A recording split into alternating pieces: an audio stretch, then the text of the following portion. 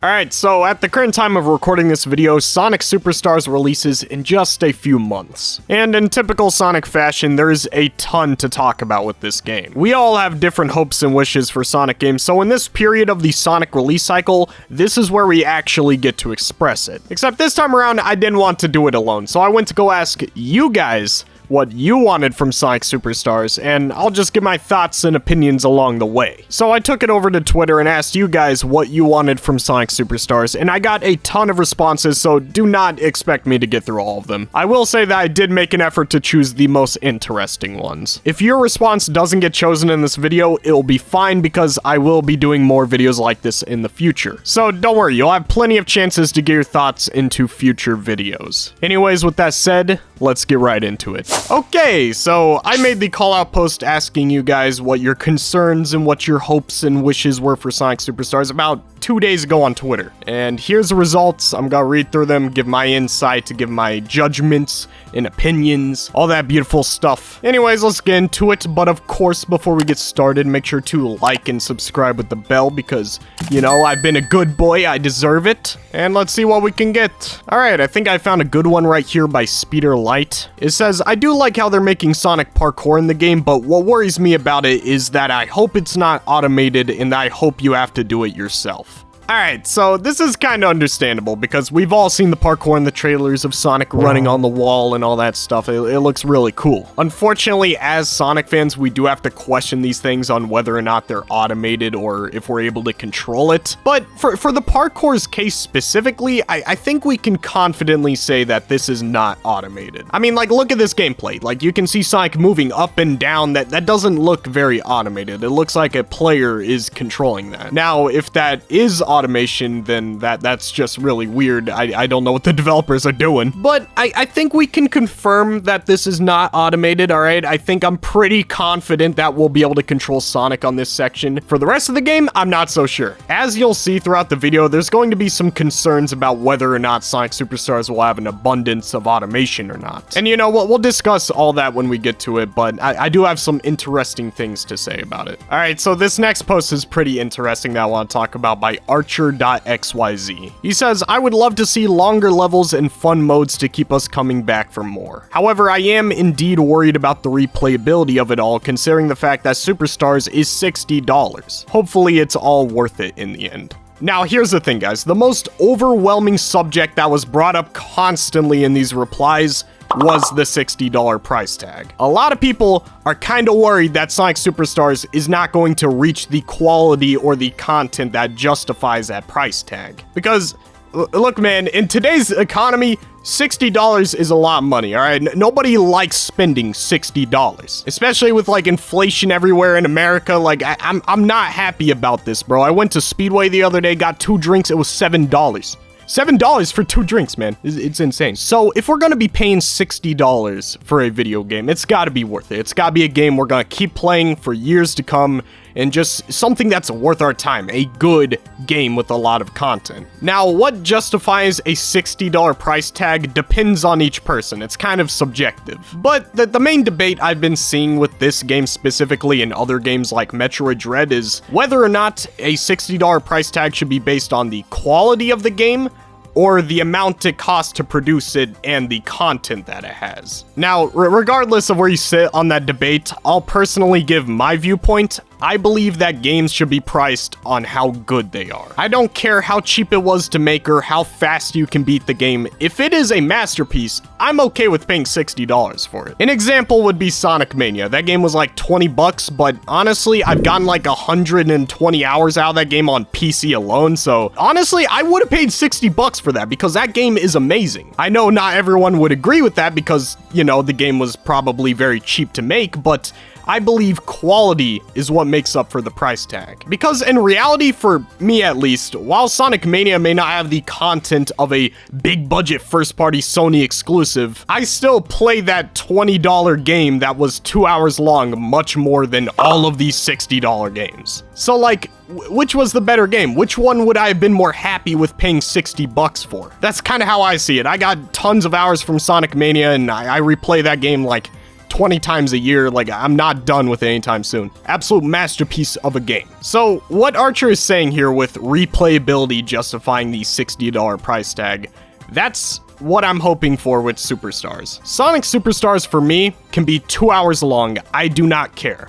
But if the levels are very well designed, I will happily pay that $60 price tag. But if the levels are mediocre, and I just don't care about it, and I only got like 2 playthroughs out of it, then yeah, I'm gonna be kind of disappointed, and I'm gonna feel like it's not worth 60 bucks. If I'm not playing this game for years to come and enjoying this game, it's not worth 60, all right? That's all I'm gonna say. I'm not gonna be happy about spending $60 for a 2-hour game that I barely replay. That's gonna feel like a scam, honestly. So I think Sega and Sonic Team should focus on making the game as replayable as possible, because this game's worth all comes down to the level design for me. Level design is the most important aspect to any classic Sonic game. If it is not replayable, if it is not good, then nobody's gonna play it. If it's a straight line like Sonic Advance 2,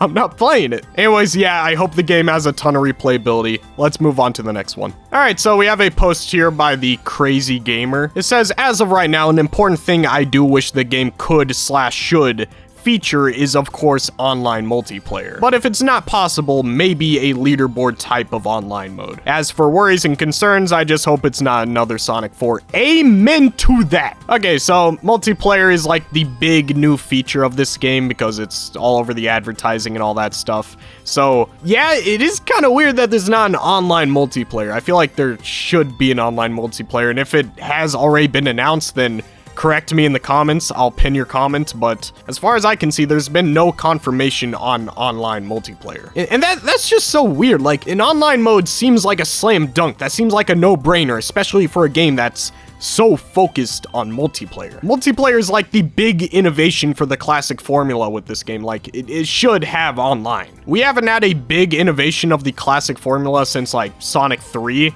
so multiplayer is a big deal, so I just hope they do something with it.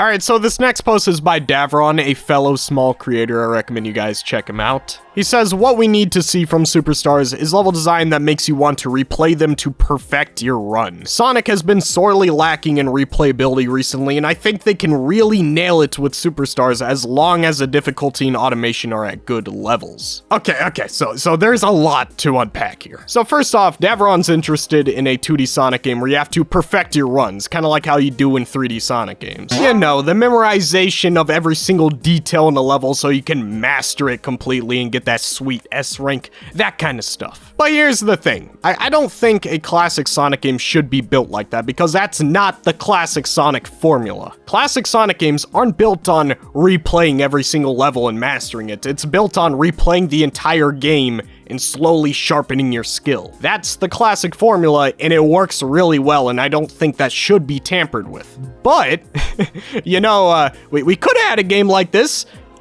if it was another Sonic Rush game, because Davron, Sonic Rush is exactly what you're talking about. You want another Sonic Rush game. That is what you are saying with this tweet. Sonic Rush is literally what you are describing. It's a 2D Sonic game where you master every single aspect of a level and keep replaying them over and over again. So, you know, I actually kind of agree. I just don't think Sonic Superstars should be built this way. I think instead of getting Sonic Superstars, we should have gotten another Sonic Rush game or another modern Sonic 2D game, because I don't think we should be tampering with the classic formula. I mean, obviously you can add things to it like multiplayer, but I don't think you should change the core design of it. I feel like we should have gotten another modern Sonic 2D game so we could experiment and do another Sonic Rush gig where we keep replaying the levels and all that. That would have been cool, but you know, Sega has to bring back classic Sonic again. And look, I'm not too upset about it, because I am a classic Sonic fan. I love classic Sonic, but you're splitting him apart from modern Sonic, and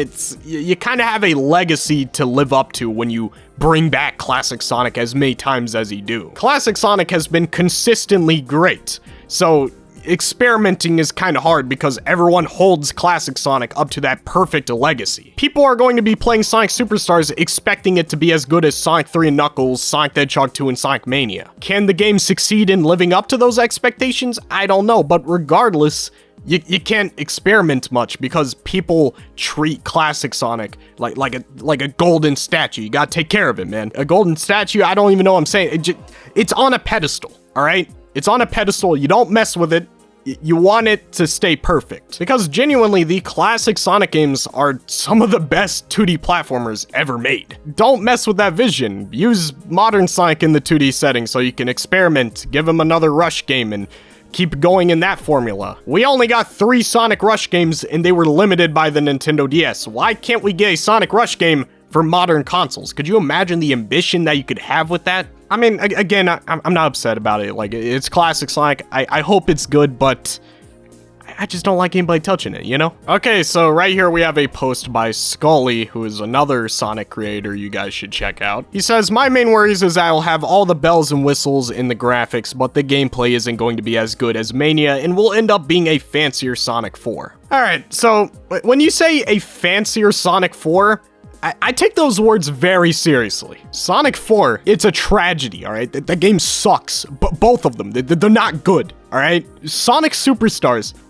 it would honestly be an achievement for them to somehow screw it up more than Sonic 4. Listen, regardless of my worries for this game, I think it'll at least be better than Sonic 4. Like, there's no way it can possibly be that bad. If it is, then my God, man, what society we living in? I don't know. I feel like the level design could be as garbage as it wants to be. The graphics and the physics are already there, so I feel like no matter what, it's going to be better than Sonic 4. Our next post is by Master Trainer Peter. He says, I have minor concerns over microtransactions being present, according to the Australian ratings. As long as it's just skins, it doesn't really matter. So I guess it's more of a concern over the concept of microtransactions in a console Sonic title, period. Okay, so, I mean, like, microtransactions are bad. We all know this. Like, I don't think anyone likes microtransactions. But I don't think microtransactions will be worse than what we've had before. Like, Sonic Origins had Sonic Origins Plus. You could buy, like, a camera for the islands, and,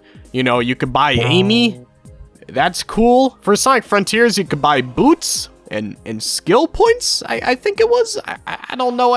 I didn't even buy it, bro. So I really doubt they'll go too hard on the microtransactions with this game, just about what they've been doing with the past few releases. There'll probably be a cool digital deluxe that gives you cosmetics and skins and like some random stuff in the game that doesn't matter. I don't know, man.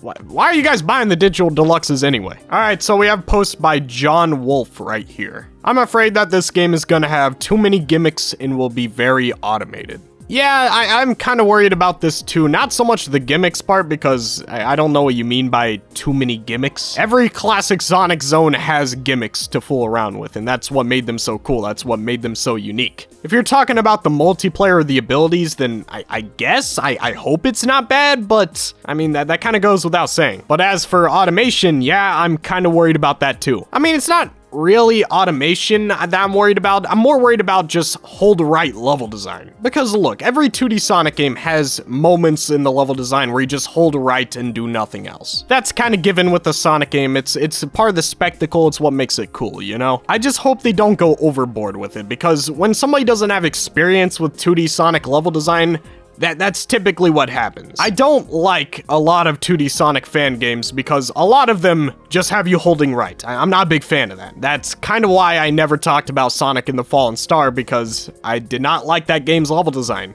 and I didn't want to bring negativity to the game, so I just didn't talk about it, but I'm not a big fan of it. I hope you guys enjoy it, but that's not my style of level design. I don't want that. I hope that's not the case for Sonic Superstars. It did kind of seem like that on the jungle level, but not too bad. But then the first level looked a bit better because there was a lot more platforming, and there was even some waterfall mechanics, so I don't think the game will be as bad as Sonic Advance 2. I just hope that this isn't a critique I'm going to be making when the game releases. Alright, so we have an interesting post by Mason Productions. It says, I'm worried that Superstars might be washed out by Mario Wonder and Spider-Man 2 releasing close to it if the release date leak is true. Now, if you guys don't know, there was a leak for Sonic Superstars saying it was releasing on the 18th of October or the 17th, I think it was. It's one of those dates. I'll put it up on the screen here, but regardless, it is on the same week as Spider-Man 2 and Super Mario Wonder. Two big games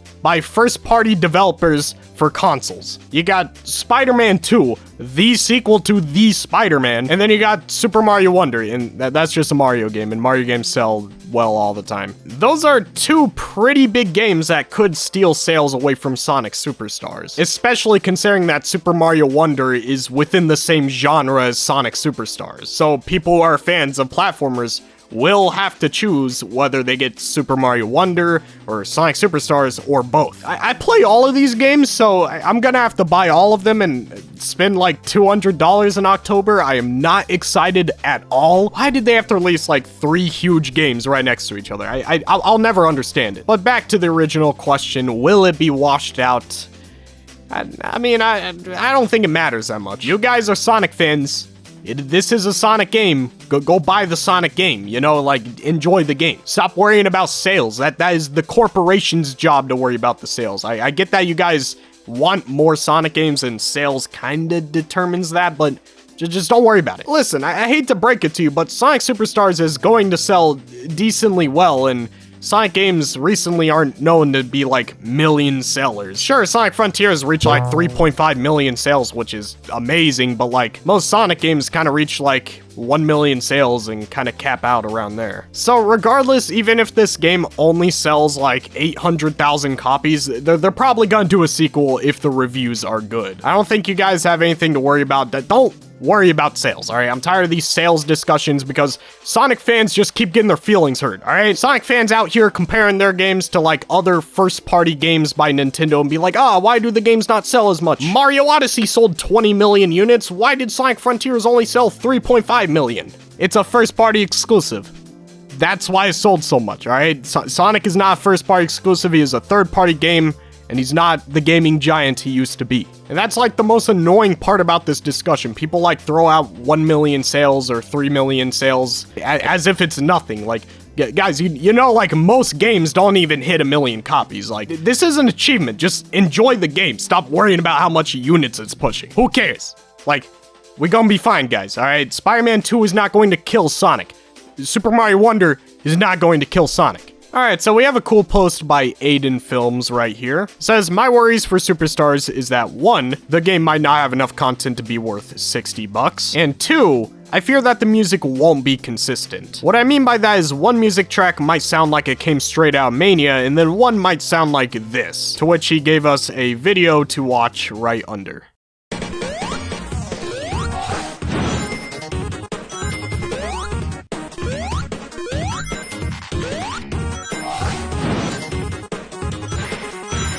And you know, I kind of see what he's talking about because this is kind of a worry of my own too. T-Lopes is a god. He can make perfect classic Sonic music. However, Jun Senoue should not be touching this soundtrack, alright? I'm sorry, but Jun Senoue cannot do classic Sonic. Sonic Origins, he didn't do it right there, and you know, from the small music clips we've heard of the game already, it just sounds kind of in my opinion. I feel like it should have been just T-Lopes, but I hope I'm proven wrong. I hope Jun Senoue comes in here with fire and makes me look stupid. I hope you do. Alright, so for our final post that we're going to be reading is by J Diamond Sonic.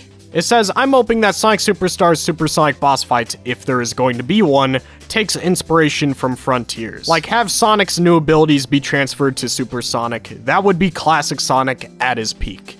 I mean, here's the thing. I mean, it's classic Sonic, alright? It's not modern Sonic, so if they pull out the heavy metal and classic Sonic's pulling out like a sword and stabbing people, like, I think that'd be out of character. It would feel weirdly placed in the game, you know? Classic Sonic is a different character from modern Sonic. I mean, they're the same character, but as in thematically and the vibe it gives off is completely different. When I think of classic Sonic, I think of the anime style Sonic from the Sonic CD intro. Like, he's just a cool, kind of like Dragon Ball character. He's just cool. I feel like the final boss should be something like Sonic Mania's final boss, but to the extreme. The Sonic Mania final boss felt like the Sonic from the CD intro going into his super form and fighting a big threat, and that's kind of the stuff I like. That's how it should be handled in Superstars, but, you know, they could do more. I mean, I really like the Mania final boss, but, you know, maybe they want to get more ambitious with it. At least that's why I hope they do. I really don't want them to phone it in. I really want this final boss to be epic. Anyways, that's all for today's video. I hope you guys enjoyed. If you liked the video, make sure to like and subscribe with the bell. Feel free to comment your thoughts on any of the subjects I talked about here. Comment on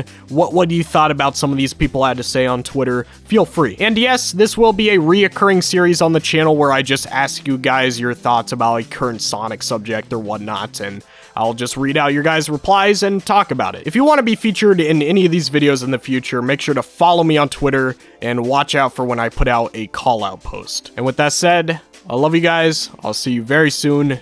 Peace out. My chum members are AHS, Makai Wilbur, Tadaveron, Chumzone Gaming, Old Thief, Francis T218, Snicks, Sonic Man 715, Sonic Pip 3, Monic, JNXV, Archer XYZ, Snack Pigeon, Bananas, Junion Ring, Sonic Up, Chip Chap Chop, The Squeaker Nerd, Super Shax Boom, and Super Saiyan Sonic. Thank you all for supporting the channel. Make sure to click one of the in-card screen videos here. Love you guys. Peace out.